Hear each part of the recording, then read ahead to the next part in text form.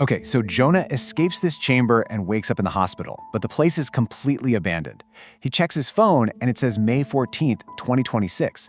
For him, sitting in that doorway, only one single night had passed, but the real world outside had moved on. And the text gives us this super creepy detail. When Jonah runs outside to his truck, it's covered in mud. His boot prints lead into the hospital, but there are absolutely zero footprints leading out. It's like he was just carried inside by something else entirely. And this brilliantly illustrates the shattered timeline of this anomaly. Jonah drives into the city, right? But his apartment has a different number, his key doesn't work, and the super has no idea who he is. So the cops are called. And when they run his ID, reality just completely crumbles. His ID was issued in 2024.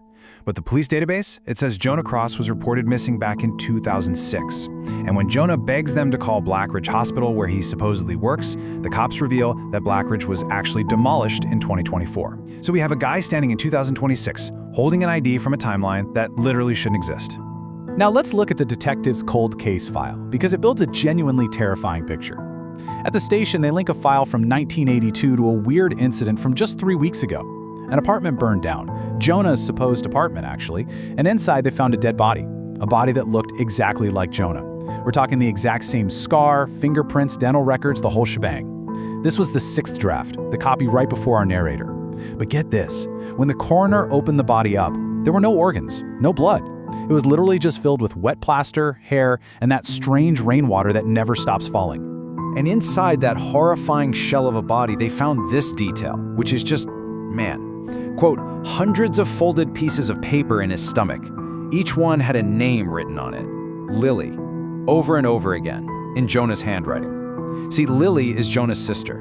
She's the little girl who was pulled into the doorway way back in 1982. This completely grounds the crazy sci-fi mechanics of the anomaly into this deep emotional tragedy. The entity is desperately trying to replicate Jonah, but the only thing it can actually manifest inside this empty shell is the raw, obsessive trauma of losing his sister. So how did this nightmare doorway even open in the first place? Well, the detective's file digs into the dark lore of Blackridge Hospital. Back in 1978, doctors stumbled upon this doorway while digging out a morgue extension, and they did the unthinkable. They made a deal with it. They traded sick, terminal children in exchange for forbidden knowledge. They essentially fed this entity. On one single night in 1982, they sacrificed 17 children to it, right up until a janitor found out and tried to burn the whole hospital down just to shut the door. Which brings us to this incredible contrast that actually solves the biggest puzzle of the story. The original Jonah, that 8-year-old boy in 1982, he made his own deal with the entity to save his sister Lily. He said, "I'll stay if you let her go."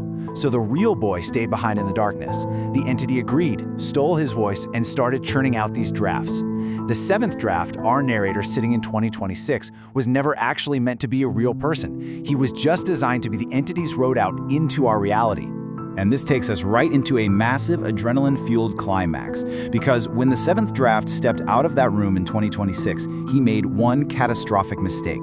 Think about it. What happens when you leave the door open? Suddenly, every single phone in the police precinct starts ringing at the exact same time. Jonah picks one up, and the receiver is freezing cold. It's Lily's voice. She's warning him that because he didn't close the door behind him, the entity caught his scent, and now it is learning the way out. Out of nowhere, the two-way mirror in the interview room just fogs up from the inside.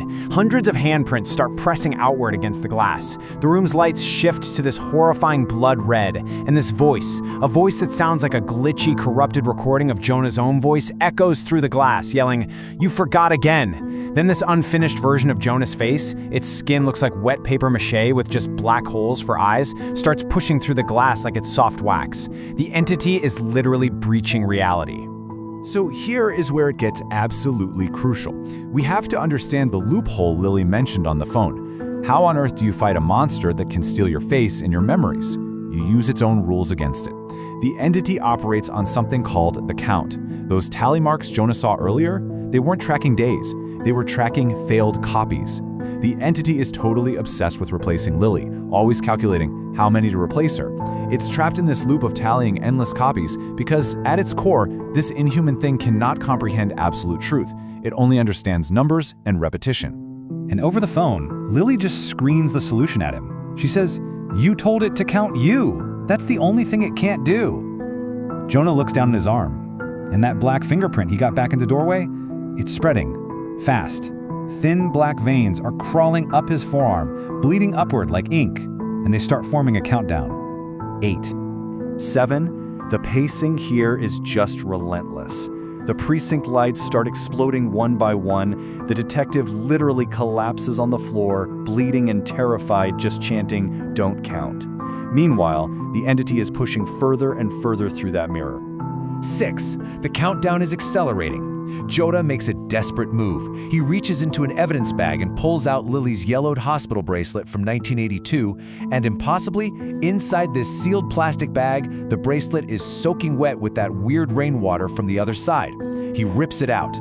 5. The entity fully breaches the room. Its jaw opens impossibly wide, wider than the hospital itself, just ready to consume everything in its path. Jonah slams that soaking wet bracelet directly onto the black, counting veins on his arm, and the supernatural rain inside him just hisses and burns. And right then, Jonah weaponizes a total paradox. He speaks the one thing this cosmic entity cannot possibly copy, understand, or quantify, undeniable, absolute truths that completely shatter the entity's attempt to reduce him to a mere number. He looks at it and says, "My name is Jonah Cross. I am 8 years old. My sister is Lily Cross. She's in room 314, and I never left." This right here is the final fatal blow that shatters the cycle. He stares down this cosmic horror and tells it, "You never counted me correctly." It's a truth that cannot be numbered. The entity realizes it's been failing for 41 straight years because it can never ever truly replicate a human soul. The doorway behind the mirror lets out this massive scream, but it's not one voice. It's the stolen voices of children, doctors, cops, and parents, all wailing in agony because a human being finally stood up and refused to be counted. And the black veins on his arm instantly drop to 0. And the story concludes with this breathtaking, incredibly atmospheric resolution. The entity completely collapses inward. The anomaly breaks. The text says, "And the rain finally started falling down for the first time in 41 years. Gravity is back. Reality finally reasserts itself. The nightmare of the upward falling rain is just washed away." It is just a perfectly structured, intense thriller, but it leaves us with one massive, lingering thought to unpack before we wrap up. Jonah saved the day by asserting he was the real 8-year-old boy who never left that hospital. But the man standing in the precinct, he is still the 7th draft. He's still a copy made out of wet plaster and stolen memories. So if the cycle is broken, what actually happens to the 7th draft? Can a copy earn its own humanity by saving the very world it was designed to destroy? Definitely something to think about next time you catch your reflection in the mirror. Thanks for joining me on this deep dive explainer, and remember to always keep questioning what you know.